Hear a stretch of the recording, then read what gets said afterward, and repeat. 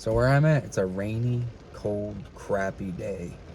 So this video might double as an ASMR experience if you put your mind to it.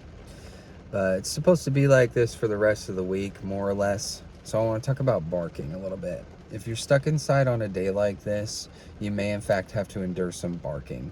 For the purposes of this video, I'm going to confine my discussion to the topic of what we refer to as nuisance barking. You may have some unwanted alert barking.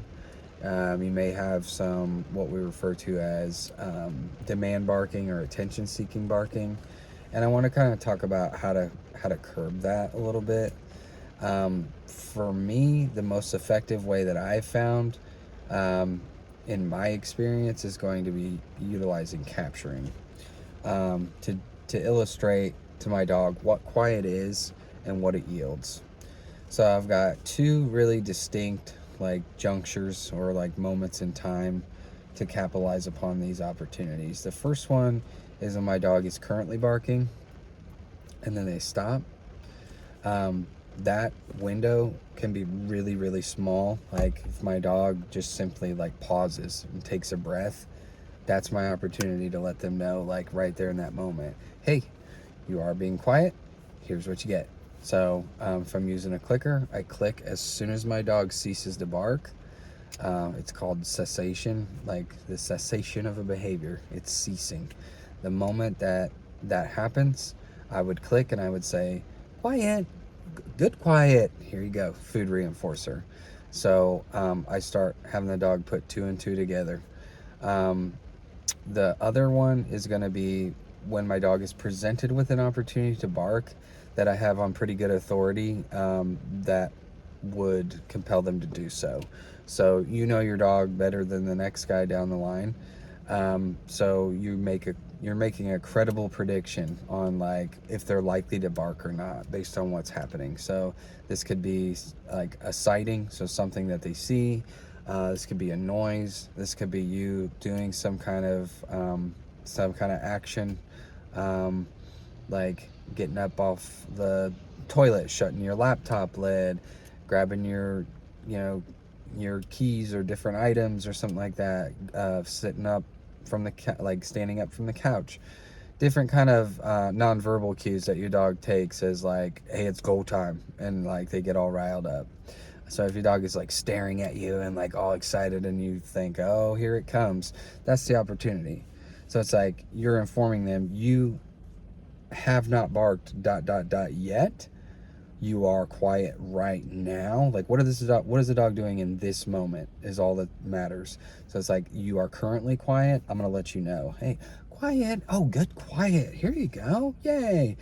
And then like on a long enough timeline, your dog is going to bark, and your dog like is just kind of go through this like cycle.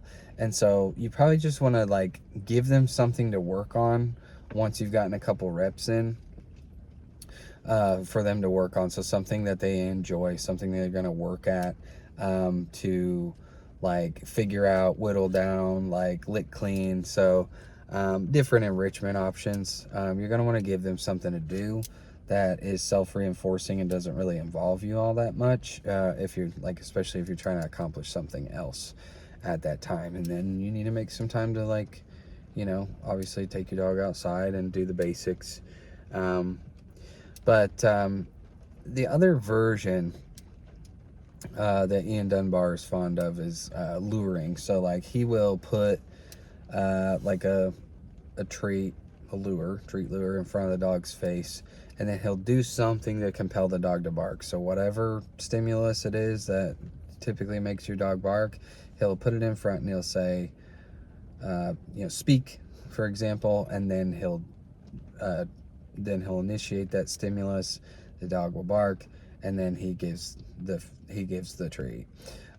So I personally am not a big fan of that, but he swears up and down that it's easier to teach a dog how to be quiet if you can teach him how to teach him to be quiet on cue, if you can teach him how to bark on cue, how to speak on cue. Do with that what you will. I really don't roll that way. Like I know like he's like he's not on I'm not on his level. And he's a hell of a lot smarter than me. He's been doing this forever, but that's just not how I do it. And so, like, because one of his suggestions is to use like a doorbell or like somebody knocking on the door to like compel the dog to bark, uh, um, as a means to an end. And then so while we're talking about with luring, like the same way the dog is barking, bark, bark, bark, he puts a treat in front of the dog's face and then he says shush, and then the dog like has it in front of his face so it, you know, ceases to bark, and then he says good shush. He gives it to him once they are quiet. With luring, you always are gonna, like, eventually you're gonna fade the lure. You don't want to have to like make an offering for your dog, like to get your dog to do something forever and always. But that's how he starts it out, because like it is one of the like more user-friendly options. So like in another video I talked about how capturing and luring are probably the two that are most user-friendly. I tend to use capturing because like it's behaviors that the dog is organically doing, and I'm just pointing it out to them when they're doing it. I'm saying, hey, this is what this is called, like, and they're like, oh, okay, like that's what this is called, and this is what I get. Okay, great. Like I might do that more often for you in the future. While we're talking about doorbell, there's a dog I work with, or any dog I work with, I'm going to be pairing an event with an outcome, an action with a consequence. So if my dog is like a big barker at the doorbell or knocking, what I'm gonna do is I'm gonna, first thing, like it might be a good idea to pull up a sound effect on your phone. So knocking is definitely gonna be like, it's not gonna, um, your dog is not gonna recognize it as knocking, most likely, like if it's on your phone. But the doorbell can replicate like the real thing like pretty well, to where you can probably get a rise out of them. And like when I go to in-home like assessments or guided lessons, like people cannot help themselves. They're just like, hey, watch this behavior that I hate that my dog does. And I'm like, no, I don't want to see it. Like I know what it looks like. I need to help you figure out how to prevent it from happening or to mitigate it. So the rain's pouring down a little bit more now. When I start out with the doorbell conditioning, what I usually do is, like I said, I pull up a sound effect on YouTube for either a traditional doorbell or a Ring doorbell, depending on what the person has. And so I'm aiming to click simultaneously as the noise is emitted. So like as it ding dongs, like I'm aiming to click when that happens, to not give the dog like very much like time to process and like make the decision to bark before, like, you know, shoot first and ask questions later.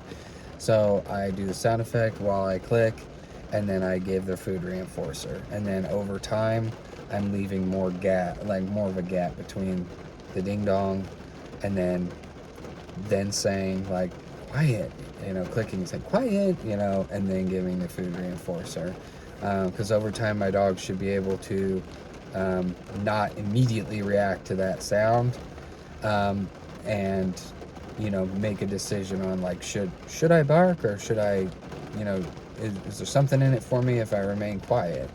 And then once we've gotten through that a little bit, like, you know, more reliably, then that's when I start using the real thing. If you have a dog that is likely to door dash out your front door, then I would not practice this alone.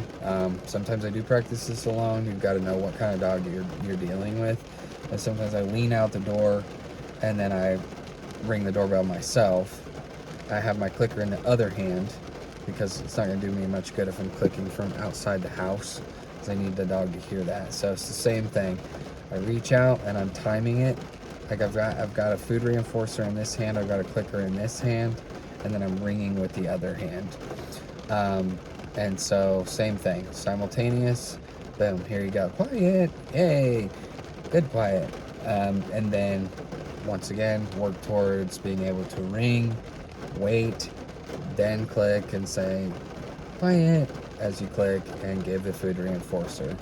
And then if you want to start tacking on criteria of like, okay, doorbell rings, that means you go to like an assigned location. So you're doing place work or like a settle on a mat. Like not only are you going to be quiet, but you're going to go to like a place and then lay down and then remain there until further notice. And you're going to get reinforced, while you're maintaining that. So I think that's as much as I want to talk about in that regard. So thanks for watching this rambling rainy rant. If you stuck with it, I appreciate it.